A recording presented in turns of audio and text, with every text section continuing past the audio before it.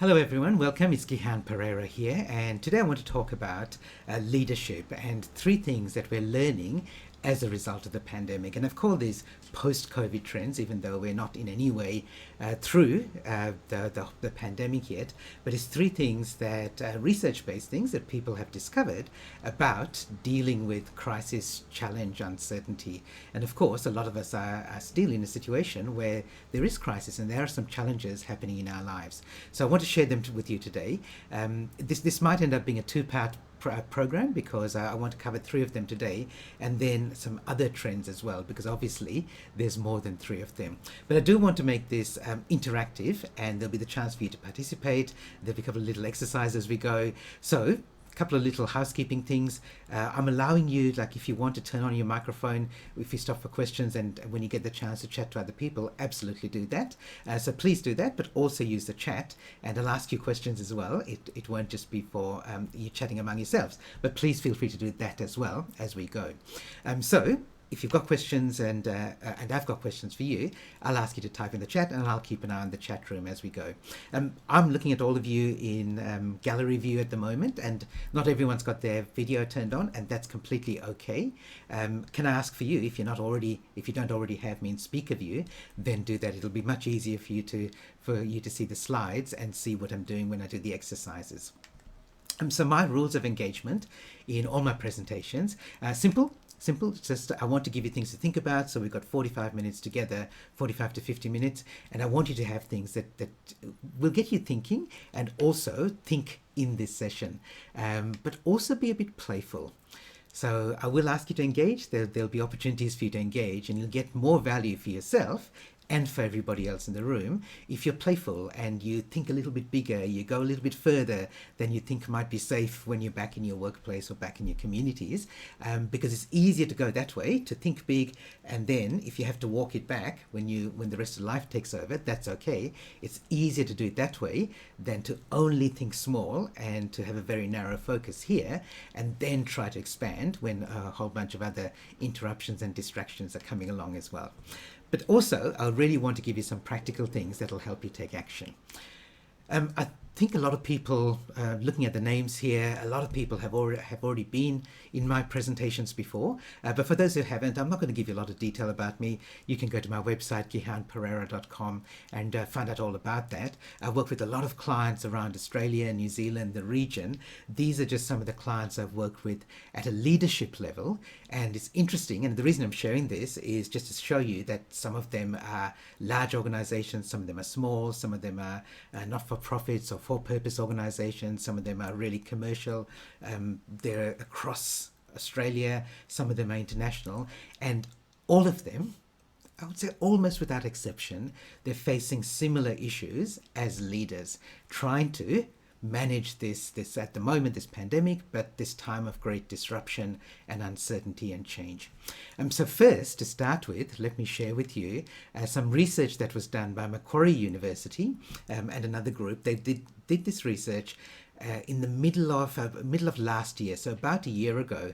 They were looking at Australian leaders, and they assessed which leaders were doing the best, were actually managing the best during the pandemic and achieving their business goals, but also looking after their people. And they came up with this term, which I love. I wish I thought of it myself, the avocado leader. And so what they say is the avocado leader is they have two parts, like the hard inner core, which is looking at business objectives and making sure that KPIs are met and performance and so on.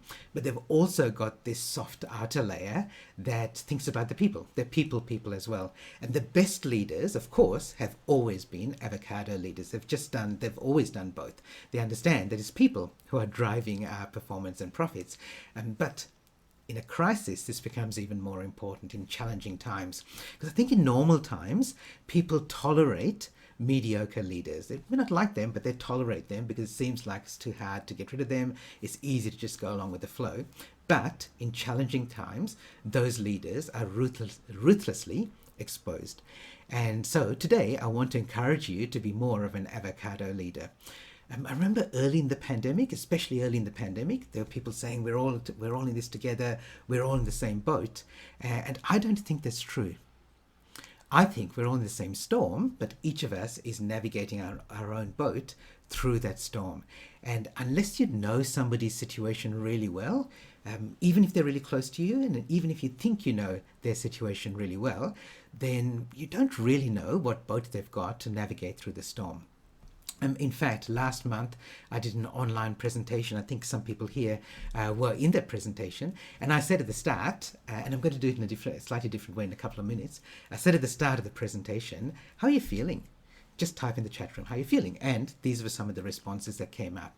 And it was really good to see that this was still when, at the time, half of Australia was in lockdown. It's still good to see that there's some people who are feeling optimistic and positive and excited, but equally there are people who are isolated and languishing and they're not quite sure where things are heading. So everyone has their own storm that we're in the same storm, but everyone has their own boat to navigate through that storm.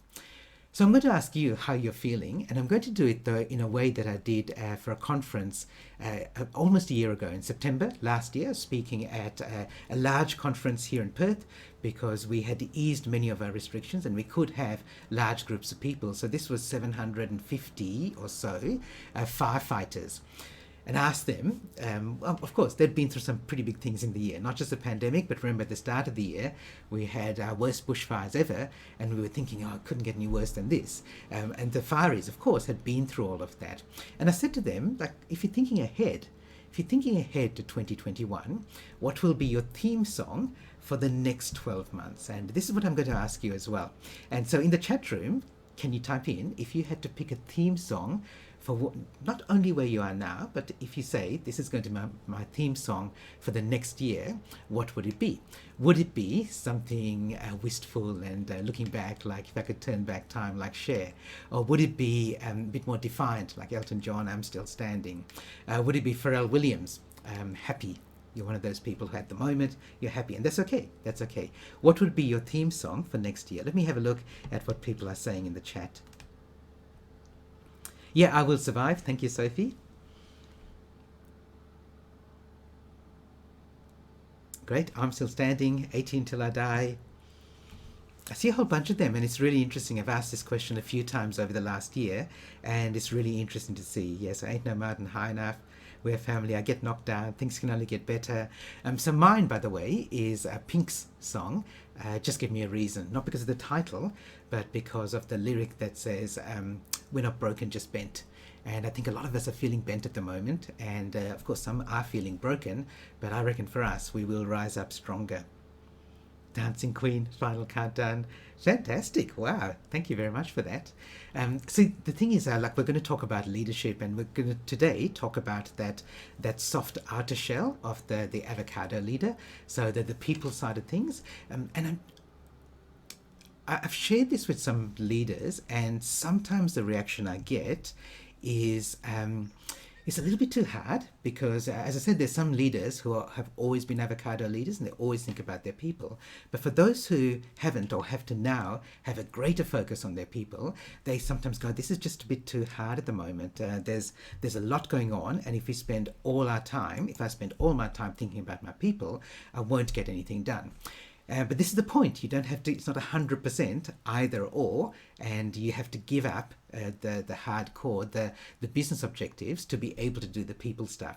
And I was thinking about how to explain this, and I've explained this with a couple of leaders that I work with, and I'll use it here. So as a kid, I learned to play the piano at school. So it was only for a few years, and we learned the original way. There's lots of ways now that people learn to play piano, but in that time it was pretty much kids at school would learn classical music. So we'd learn things like this Furelise by Beethoven, and I'll zoom it in for you. Oh, by the way, so just a bit of trivia here. The worst autocorrect in history. Furelise by Beethoven. So Ludwig, young Ludwig, he kind of had the hots for this woman, Therese. And so he thought, well, what can I do? I can play music, so I'll write her a piece of music and I'll dedicate it to her. And so he wrote this piece of music for Therese.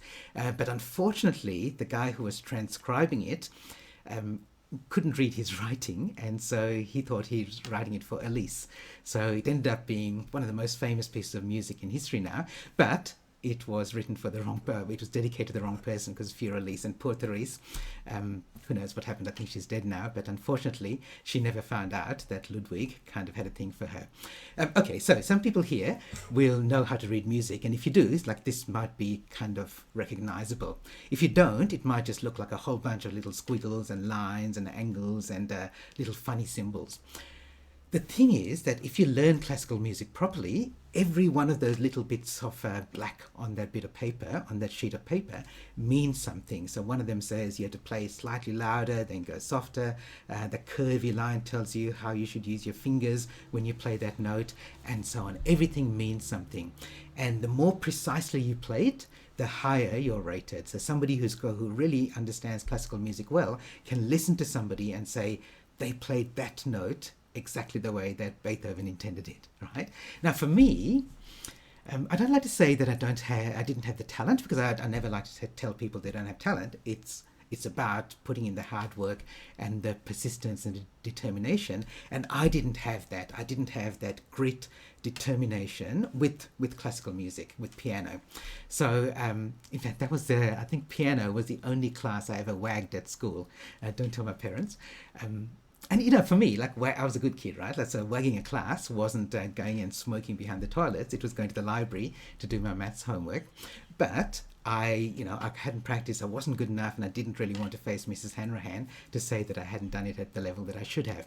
And so for me, I did piano at school for a few years. And for me, after that, it was going to be something that, okay, I did that as part of my life, that I'll probably never do anything with ever again. And then, a few years later, I came across a book. Let me show it to you here. So this book was called How to Play the Piano Despite Years of Lessons. And this book really changed my life when it came to piano. And it is quite complex, but I learned something very early in the book, and that's helped me play the piano too, just for a casual, like for my own purposes, ever since. So let me explain this to you. I can do this with a piano, which I have here. And the way that the book teaches you to play piano is to say, okay, you need to have some competence in moving your hands around and knowing what the notes are, but the key thing you have to know are chords. And so, like, here's a C. If you don't know a piano keyboard, C, D, E, F, G, A, B, C. And then it starts all over again. So there's only 7 letters, and like a C chord goes, so you have to know that. There's minor as well, so you have to go C minor, D, D minor, and so on. And then there's a black key, so C sharp. Okay, so there's 12 of them. If you count them up, the blacks and the whites, there's 12 of them. There's a minor and a major chord. So 12 times 2, there's 24. And that's it, 24. 24 is the magic number. If so, I dedicated all my time on my piano at home to learn these 24 chords. The thing is, if you know those 24 chords, it doesn't mean that you can be a classical pianist, but it means that you can play pretty much any piece of music that's ever written for the Western ear, as long as the chords are given to you. And the nice thing is that when I buy music from Pink, Alicia Moore has very kindly, for people like me, given me the chords. So it has the second and third line is what is supposed to play on the piano, but at the top, for people who are playing the guitar, or for people like me, it's also got the chords in there, and they go all the way through. That's the introduction. Then when the tune starts, the chords are there as well. So I know that I ignore this line here and this line here. That's what I'm supposed to play on the piano, but I ignore that, and I just look at the chords. I also ignore this line here because I can't sing, so that doesn't mean anything to me. As long as I have those chords and I have the notes, I can play that song. It's not the way that it's supposed to be played, but it's a good enough hack that gets me through. And that's the point I'm making today. What I'm giving you are ideas, and not saying you need to spend 100% of your time thinking about people, but let's do some little hacks that will help improve that soft outer layer of your avocado leadership. Okay, so that's what we're going for today. And I'm going to share with you, as I said, that the top 3 post-COVID trends, and these are research-based, and as we go through them, I'll explain what those 3 are. In fact, we'll start with the first one here. The first one here is around trust. It's a thing that comes up more than almost anything else when I've been talking with leaders over the last year, 18 months, actually even over the last 5 years when I've been talking about disruption. The question they say is, how do I trust my people? Things are changing all the time. How do I trust them to be able to work from home effectively? How do I trust them to be able to deal with customers in scenarios that they've never faced before? How do I trust them to follow the rules when they're supposed to, break the rules when they're supposed to, and know the difference and know when they have to come in and check in with me? And what you really want to be able to say to your people is, I trust your judgment. Trust your judgment, because I don't necessarily trust that you're going to do exactly what I would do, but I trust that you're going to do the right thing. And we're not talking about whether you trust their behavior, trust their character. You're not worrying about whether you trust whether they're good people or not. You're trusting their competence. And so what I'm going to do is do a little exercise here around trust. And as we go through this, I'm going to ask for your input as well and your help. And then I'll tell you how that relates to trust. And this is something that many of us have done and are quite competent with, driving a car. And I'm not asking you to go back to when you were a learner driver, but I'm going to share with you an experience which is current for me, which is at the moment, I'm teaching my 16-year-old niece, Abby, to drive. So that's Abby there. We don't take the dog with us when we go on driving lessons. So Abs, she's done her written test, so she's now got her L plate, and she asked me, her uncle, to be her driving instructor, which is actually not a bad thing. Sometimes parents aren't the best driving instructors. So we've spent about 8 hours on the road, 8 or 9 hours on the road so far, and I'm teaching her how to drive. Now, as I said, this is not about Abby's character. It's not that I don't trust her character.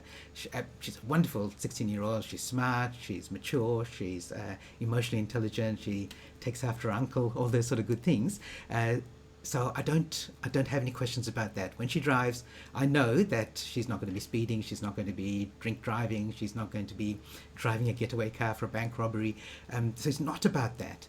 But there's a really good reason that the WA police require Abby to do 50 hours of supervised driving before she's let out by herself operating heavy machinery on public roads. And it's about that competence. So what I'd like you to do is help me make Perth roads safer. So what I'm going to do is, let me switch to this.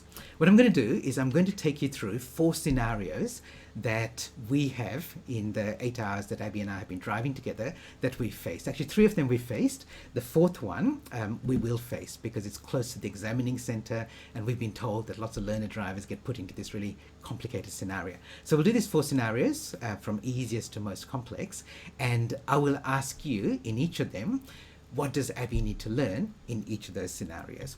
Okay, and can you please, on the in the chat, when I get to that, type in what you think Abby needs to learn in each of those scenarios. And I'll keep an eye on the chat as we go. Okay, 4 scenarios. The first one, as I said, is going to go from easiest to more complex. The first one is a very common situation that many drivers face. You're driving along. I'll get a slightly better pen for you. Sorry about that. So this is a road with traffic going in both directions. Abby's car will always be the green one, and I've asked her to come along here and turn right. There are some international people here. We drive on the left-hand side of the road in Australia, so in case you're wondering, just that's the first thing to know. So Abby's going to turn right here, and there's another car that stopped here, and this car also wants to turn right into our main road. So now we all know what to do. We come up to here. We make sure it's safe, there's no traffic coming this way, and then we can turn here. No problem at all. But Abby hangs back here, and ask her why, and she says that she remembers in the rule book that she always has to give way to the right. And so she sees this car's on her right, so she's going to hang back and let them go. And she's kind of forgotten the rule that because she's on the main road, the continuing road, she has right of way. Okay, so what does Abby need to learn? Okay, what does Abby need to learn? Can you type in the chat? What does Abby need to learn here? Back yourself. It's variation to the rule, right rule. Yeah, it's just the right rule, right? Like it's just an information problem. Okay, it's just knowing the road rules, and actually she knows them. But this was the second time we went out driving, so it's the first time she was out on public roads. So there's a lot going on for her, and so she just forgotten that. But it's a simple situation, right? She just has the rules. That's fine. That's all it needs. Okay, second situation, and people have got things like prioritization and so on. Exactly right. It's just the rules. And the second situation is a roundabout situation. Abby's the only person in the roundabout here, so she's coming up here, and I've asked her to go straight.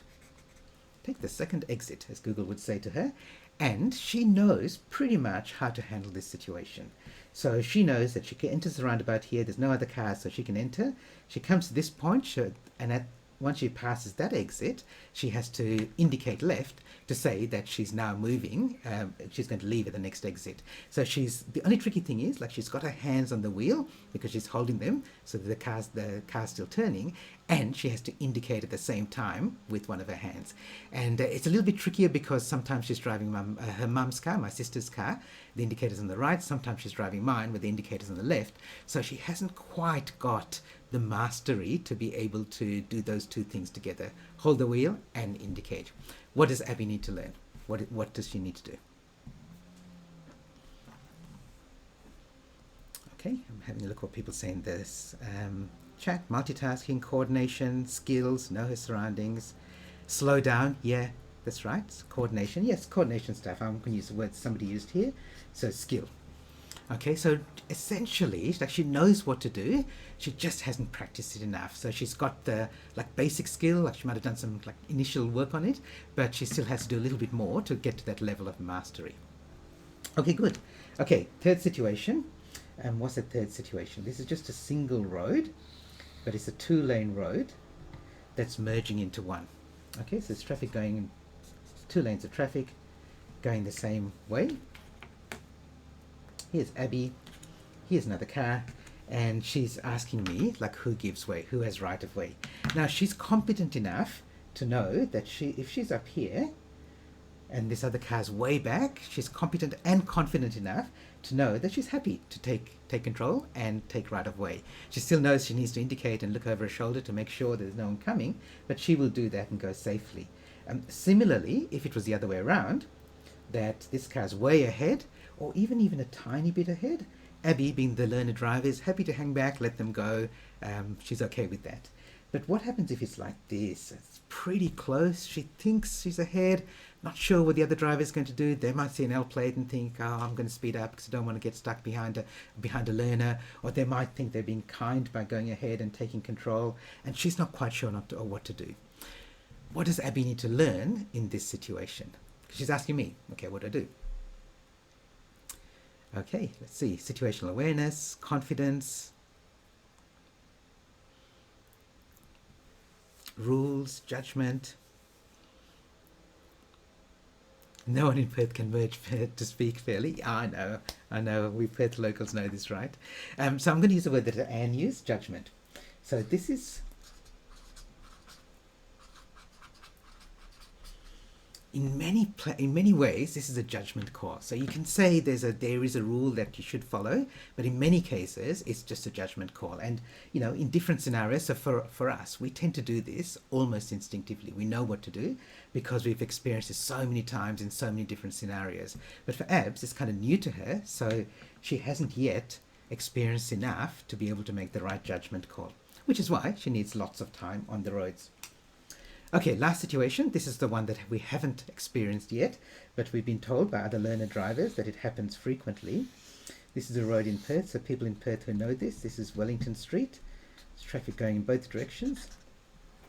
That way going towards Subiaco, this way going back towards Perth. Abby here is coming up to a stop sign, and she's turning right. Her examiner is asking her to turn right here at the stop sign, and there's traffic coming in both directions. Also, to make things a little bit more difficult, there are cars parked on this side of the street.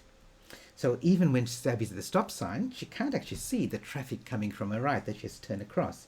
And to make things even a little bit more complicated, there's a bit of a crest of a hill over here, so she can't even see the traffic coming into the lane that she's turning into. Okay, and this is a real situation that many learner drivers, when they're doing their test to see whether they're going to get the license, they're put into by the examiner, so we've been told. Okay, what does Abby need to do? What does Abby need to learn? Turn left, patience, decision making, tough driving exam. It depends what the examiner you get, right? Patience. Yeah. Okay, so, and somebody, I forget who it was, scrolled off now. So Tina gave an answer, which is something that we would often do. Yeah, Diane says learn how to edge out, and that's right. So the correct thing to do is you turn up, you stop at the stop sign, you stop, you look around, you say to the examiner, I can't see, so I'm going to nudge forward so they don't think you're going to drive out into traffic, and then you nudge forward enough till you can see. Somebody earlier, it might have been Tina, said turn left instead, and that's actually what we would do quite often. What we would say is that's too difficult, let's just turn left and then turn right and come around, or there's a place where we can do a U-turn. Or we might even say, we know this intersection, it's horrible, it's terrible, I'd never go there, let me instead go backwards. I'll go to here because over here is Collins Street and there's a set of lights there. I can turn easily into Collins Street, even though it means I'm backtracking a little bit. So for many of us, we've got this wisdom. So we know we've got the big picture view that we say, it's not about this scenario. Sometimes we get out of the scenario. Sometimes we don't have to even worry about this scenario at all. So what's this got to do with trust? I reckon this has got everything to do with trust, because in many situations, when you say, I don't trust somebody, then it's one of these 4 reasons. And I always say to leaders, if they say, oh, look, I'm not sure I trust my people, I say, well, that's your fault. It's not theirs. Because you probably haven't built up one of these 4 things. Is it that they don't have the right information to do something competently? In that case, give them the information, give them the rules, the procedures, the processes. Is it that they don't have the right skill? So they may have done the training, but have they had enough opportunities to put their training into practice so that they've built up mastery? Is it that you haven't given them enough different scenarios to practice the skills that they've mastered so that they can exercise good judgment in different scenarios? Or is it that they don't know the big picture, so they can't make wise decisions because they're not aware of what the impact those decisions will have? They only know about individual scenarios. So, very simple thing that you can do. Anytime you think about somebody in the future that you want to give a task to, but you don't trust them with the task, ask yourself now, which of these 4 things does she need? Which of these 4 things can I help him with now, so that when the task comes up, I can say, I trust your judgment? Or, when we get into that situation, how do we then build one of those 4 things? And more often than not, you'll find that you can get to that situation and then trust them more. It might still mean that you have some guardrails around it, but you can trust them. Okay, I want to see if there are any questions or comments around that. Thank you for helping me help my niece with their driving. Trust is a really big thing, and there's a lot more to it than that, but I think this is one easy hack that you can use that will help you build judgment with people and build trust.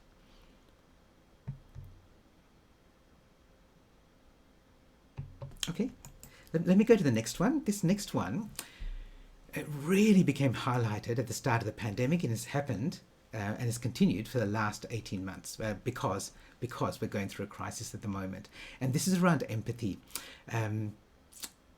There's some research done last year that said that around the world, employees say that this is their most 2020 was their most stressful year ever, not surprisingly, and mental health problems just exploded, they ballooned, as many of you here would know, and that is exactly what happened. I want to give you, again, I'm not going to solve all the empathy problems, but I want to give you something here that will help you deal with more empathy with the people in your team. And then I'll ask you to also share some ideas around that with everybody else here as well. So to start with, let me tell you about when I went to Paris for the first time. Like millions of other tourists, what did I do? I lined up at the Louvre and I went to see the Mona Lisa. And I saw the original Mona Lisa, in all its tiny little glory, but in all its glory, just like millions of other people have done. Now, I say just like millions of other people have done, but it's actually not true. So the Mona Lisa that I saw and the Mona Lisa that everybody else saw were completely different pieces of art. And I don't mean, there's no conspiracy theory that one's been taken away and replaced by a fake. It's just that what each of us sees is we filter and then interpret it in our own way. I'm sure an art student who saw the Mona Lisa, who was standing next to me, would have had a very different picture in her mind than the picture and the memory that I have in my mind of the Mona Lisa. And this is what happens. It's like everything that's happening in our world, it's being judged, and it's like having a series of Instagram filters on it before it goes into our brain and before we make up something around it. So just be aware of that. The first thing around empathy is just understand that everybody's going through different things at the moment, and particularly now where people are going through very challenging times. I think the first thing that you can do is figure out, where are they now? Are they in crisis? Are they in recovery? Or are they in growth? Let me show you very quickly what I mean by those three things. So if we look at people's performance over time, let me just move Abby's cursor off the thing here. So typically, if you say performance over time, so that's time, that's performance, you could say, look, we've got a bit of a baseline here, and that's where we're expecting people to be. But of course, what happens is when there's a crisis, performance dips. People reach rock bottom at some point, and it'll be different for different people. Then they go into recovery and then into growth. So if you say those are three areas, crisis here, recovery here, and then growth, different people are at different levels. In fact, different businesses, different industries are at different levels. We know the travel industry, the arts industry is still in crisis. And the thing is that people, and this happens with individuals as well, when people are in crisis, they will act very differently than they would at any other time. So if you go back to them, we're all got our own boat through this storm. If you're bailing out water from your boat, you probably don't have time to do a lot of other things. And so you might see people's behavior as very different from what it would normally be. So just be aware of that. So where are they? Are they in crisis, recovery, or growth? And then use that as your first filter to decide how you help them out, how you assist them through that. And then the thing you do to assist them when somebody comes to you with a challenge or with some overwhelm, I reckon the first thing, there's some things to do and there's some things not to do. And I'm going to ask you soon, I'm going to give you the chance to break into groups and to share with other people in the room. What do you do? Like, what have you found has worked for you in the last 12 to 18 months to help people when they're in crisis, when they're having a challenge? But before we get to that, let me suggest to you what you don't do. And let's use the analogy of, let's say you're chopping vegetables with somebody else, you're cooking something, you're chopping away, and the person next to you, their knife slips a little bit, and they cut themselves, they nick themselves. It's nothing major, but there's a bit of blood, and you need to stop and help them. So what would you do? Well, if it's very minor, maybe they just wash their hands, make sure that the area is clear, and they can put on a band-aid and start again. If it's a little bit more serious, maybe they need a bigger bandage and they have to stop work because they can't continue because it's painful. If it's really serious, maybe you need to rush them to hospital or call an ambulance or something like that. Those are things that you normally do, right? And I think you'll agree with that, depending on the severity. I reckon something you'd never do is somebody cuts their finger and they say, I want help. You're not going to say to them, oh, this too shall pass, or someday we'll look back on this and laugh, or, that could have been so much worse, and then get back to your work, right? And yet, people tend to do that when people come to them with emotional problems. So these are things not to do. Before I ask you to talk about what you might do, people do say, oh, that's okay, this too shall pass, or yeah, we will look back on this and laugh and have a laugh at it someday, or it could be worse. Imagine if this happened when nobody was around, or imagine if it happened when he didn't have a job, or say, oh, this is all part of God's plan, or other people are doing it much worse than you are. You should be lucky. That sort of stuff doesn't help. It might help in the long term when they're out of crisis and they're moving into, as I said, when they get past this point and they're moving through recovery and growth. Some of those things might be useful, but they're probably not as useful when people are going through the challenges, when people are going through the problems. Okay, so What do you do instead? And I'm going to ask the group here, the crowd, to share their ideas. So okay, folks, thanks for coming back. I'm not going to ask you to share your ideas with the whole group here, but I do hope you got something really useful that you can use with your teams as well. And as I said, it doesn't mean that you have to have leader on your business card, your job title, or have the corner office to be able to put these ideas into practice. I saw a question that came in earlier. How does this work when you're managing up? I think the question was around the trust and the judgment. Let me just quickly touch on that. So this is, like I said, I position this as if you're a leader, then think about what your team members need, whether they need information, skill, judgment, or wisdom. If you're the team member and you're trying to manage up and get more responsibility and be more empowered, then I suggest you also think about these and then go to your manager or your leader if you want more responsibility and you're worried that they might not trust you with this, then go to them and offer them guardrails. So offer them, give them a process that'll help them build that trust. So you might even say, and you don't have to use these words, you're not going to say, I'm not sure whether I can exercise good judgment or not, but you can say, look, I've never been in this scenario, this particular scenario before. So how about, this is my plan, and how about we check in tomorrow at the same time, and just let me know if I'm on the right track. Okay, so demonstrate that you don't think that you're the be all and end all, but you give your team manager, your manager and leader confidence, so she can go, yeah, that's fine, we'll do that. And he's obviously thought about this and he's thought this through. So I think that's where the managing up question was relevant to. The last thing I'll say about empathy is this quotation that I often use with when I'm talking about the avocado leader. It's this one from the 19th century. You may have seen it or some version of it. And it just says, be kind, because everybody you meet is going through a battle that maybe you know nothing about. And it's a whole, we're not all in the same, storm, but don't all have the same boat. The third one, which I'll only touch on now, but as I said, we're going to make this a two-part series, is being more decisive and making better decisions. And especially when we have, so remember going back to the avocado leader, the research, they said the best leaders were also decisive. It didn't mean they made impulsive decisions, but they were good at making decisions. And the reason that's important now is, well, actually, let me ask you this. These four companies, what do they have in common? Groupon, which is like Coupon's bigger here in Australia. Slack, which is one of the fastest growing companies in the world a few years ago, seen as an alternative to email, and there are other tools like that now. Uber, of course, we know for ride sharing and other things.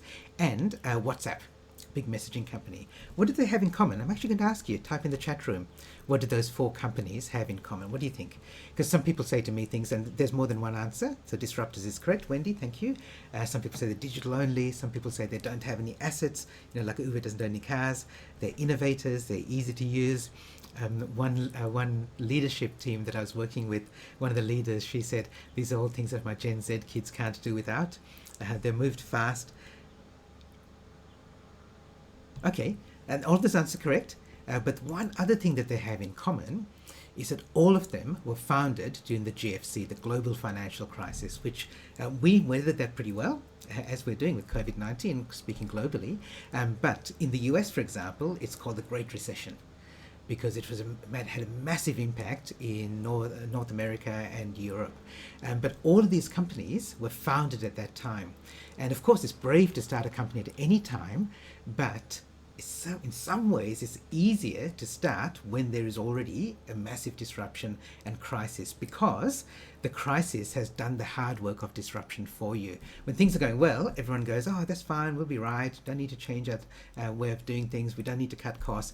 But when things are difficult, everyone's looking at different options, and it's easier for a disruptor to come in and disrupt you. It's like when you're driving along and a little rock, a pebble, hits your windscreen. If it just cracks it a little bit, that's not the danger. The danger is it has now become brittle, and it's the next one that comes along that's going to shatter the windscreen. That's why in some states around Australia, it's illegal to have even a slight little crack in your windscreen. And this is why we need to be more decisive now. It's essential for us to be more decisive. So I want to give you that as a little bit of an entree into the next one the next session that I'm going to run in how to be more decisive.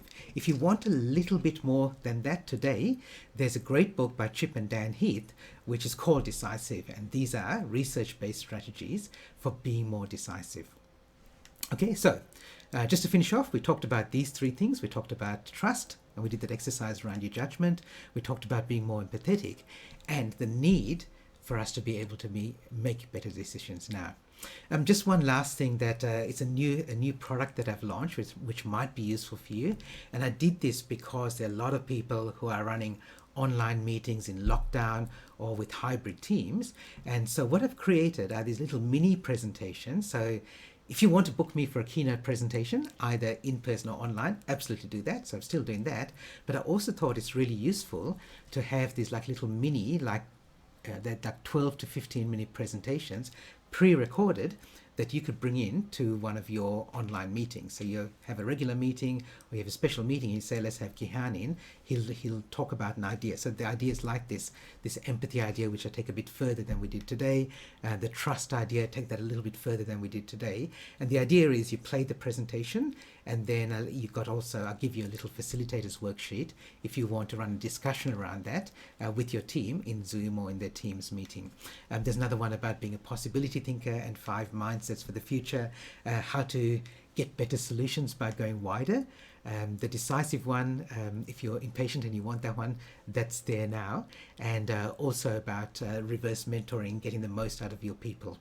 So I've really priced these as they're $500 each, where if you want them. But just because I'm launching it now, it's basically if you buy 3, you get the other 3 free. So I've started with 6 of them, and I'm going to keep building them up. But I've just got a special offer, which is valid till the end of the month, which is pretty much the end of this week, pretty much. And if you want it, just go to bestworkplace.com.au. You can watch a little preview of each of them to decide whether it's the right fit for you. And then, if you want to, you can buy it straight there. If you want to connect with me in other ways, absolutely do that. I'm still doing everything else that I was doing, including in-person presentations for people in Western Australia and online presentations around the world. My last message for you is don't wait for all your ducks to line up in a row. Don't wait for things to be perfect. We know this, that we can't wait for that. Start before you're ready, because the world won't wait for you. Stay safe and healthy, and I'll see you in the future. Thanks everyone, and thanks for taking part today.